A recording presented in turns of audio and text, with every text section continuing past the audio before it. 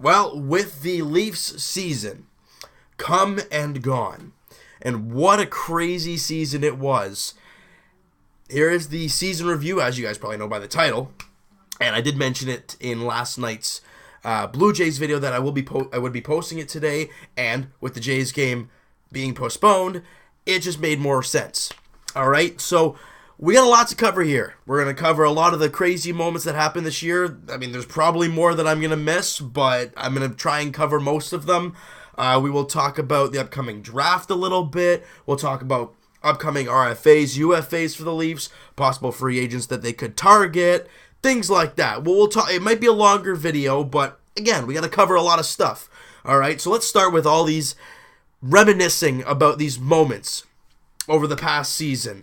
Now, none of these are in order. It is not in order of when they happened or importance. I just have them all written down, and we're just going to go through them. I have a list here. Now, the first one I have here is Mitch Marner's absolutely filthy goal against the Florida Panthers and undressing former Leaf James Reimer on the breakaway when he went to the backhand, then quick drag to the forehand, and Reimer's way out of position. Just a nasty goal, and you see him get fired up. Everyone's like, oh my God, right? Still thinking, we have this guy. It was just a beautiful, beautiful goal. And next one we have here is the craziness, the absolute mayhem that was the Leafs and the Canucks. If you guys remember that a lot earlier into the season, Leafs won 6-3 in that game, and there were fights left and right. I mean, let me try and touch on them all. You know, Morgan Rielly's hit on Yannick Hansen that he didn't like, but it was clean. He didn't think it was. Kadri's hit on Sedin. He didn't get suspended, but it was close to a suspension kind of hit. Yannick Hansen did not like that, went after Kadri. That's only the beginning of things. And I think it was then Leo Komarov and Derek Dorsett went at it, you know. And then as Dorsett was leaving to go to the dressing room, Matt Martin's chirping, and Derek Dorsett snaps and wants to go at him, right? That was that. And then Burroughs, being a pesky little prick he is, he jabs Rielly, you know, accidentally on purpose, into the chest, spears him. They eventually go at it. Rielly takes him to the ground. Then Matt Martin on Troy Stecher grabs him, starts feeding him. Ryan Miller jumps in. Here comes Freddie Anderson. Oh, that was just an absolute crazy one. And the Leafs won that game, so that makes it even better. Nazem Kadri's OT winner against the Edmonton Oilers when he outmuscled McDavid and scored on Cam Talbot at home. That was a good one. Because McDavid wanted the penalty, but no, that's just a hard-working play, and that was just a great one. A few of Anderson's magnificent saves, one against Buffalo when everyone was doubting him, right, and he was having a rough start to the season. He makes that absolutely ridiculous toe save against Buffalo. Then he makes an unreal glove save against Pittsburgh. I think he made another crazy one against the Rangers as well. I mean, he was just making big save after big save throughout the year. Also, non-player related, having Dave Keon's number retired. That's a big moment. I mean, that was something that should have happened a while ago, and it did this year in the Centennial season. Fantastic.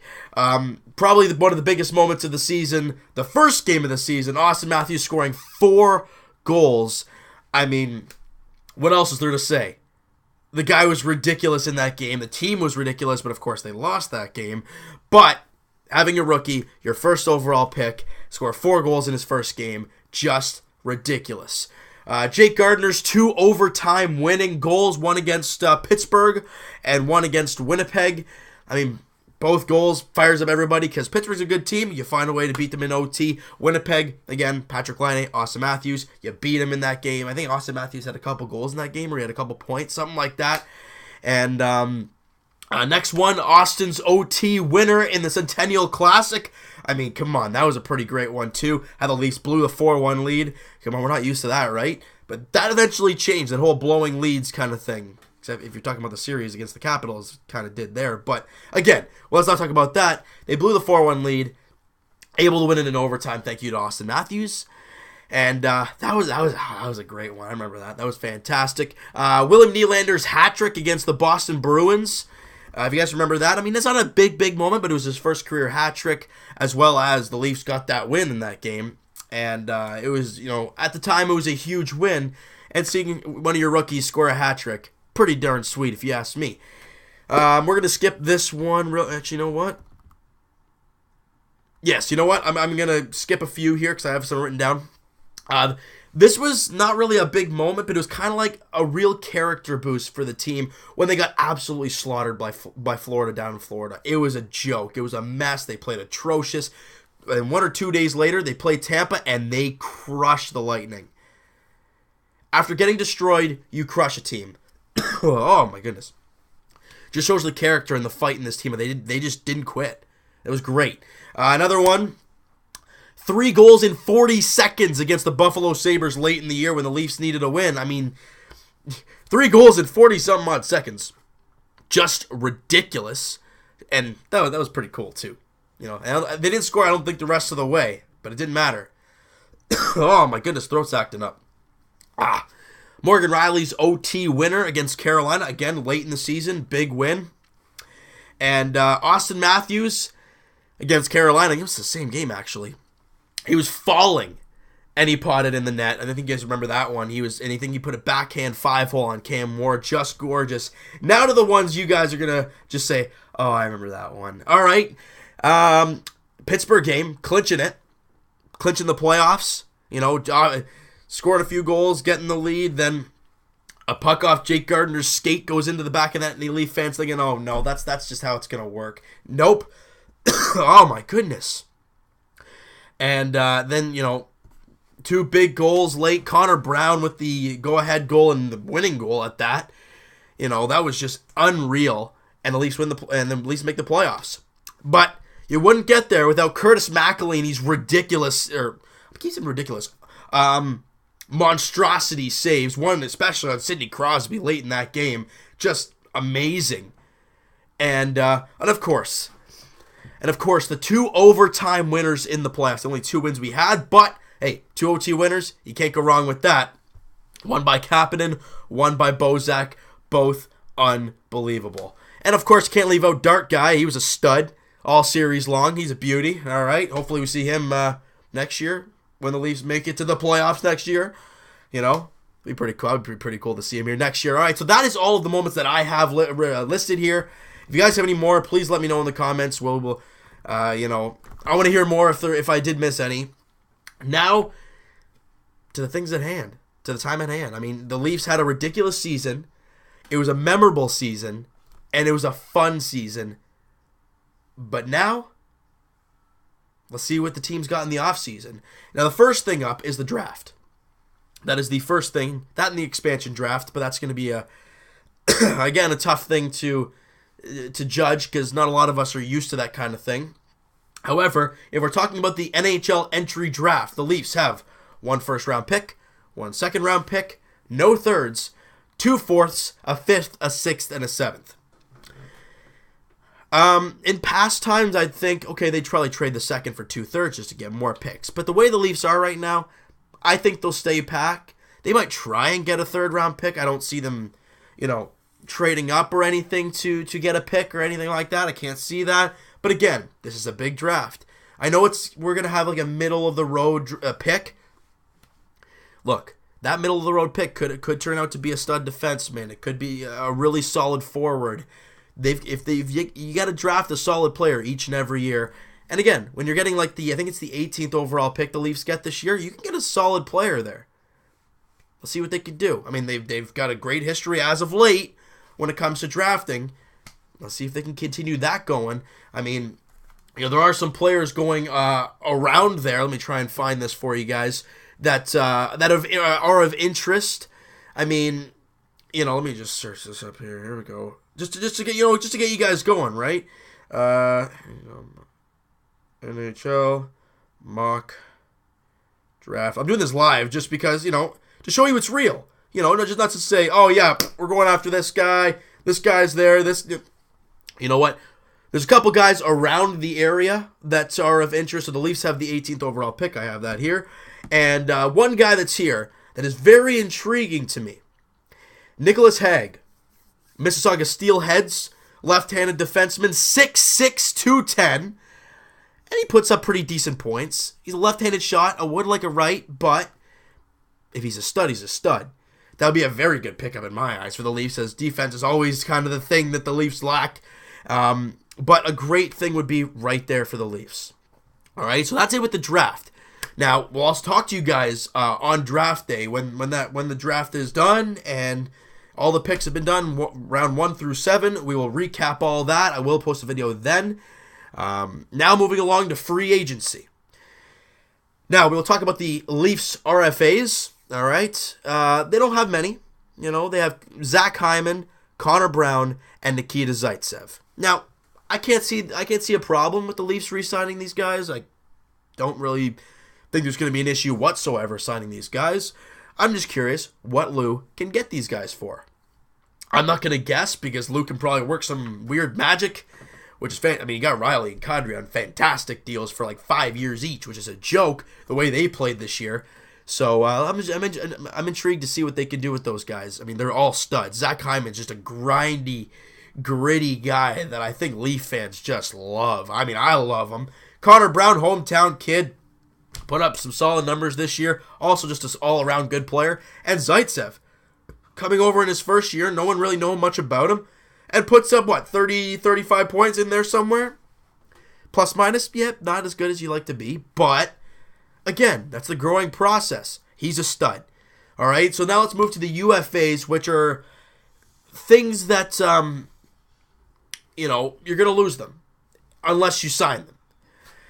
Now, the Leafs do have some, and I wouldn't mind bringing some of them back. One is Ben Smith. I mean, we don't need him, really. I mean, it's not something we say, we need Ben Smith back. I mean, not really.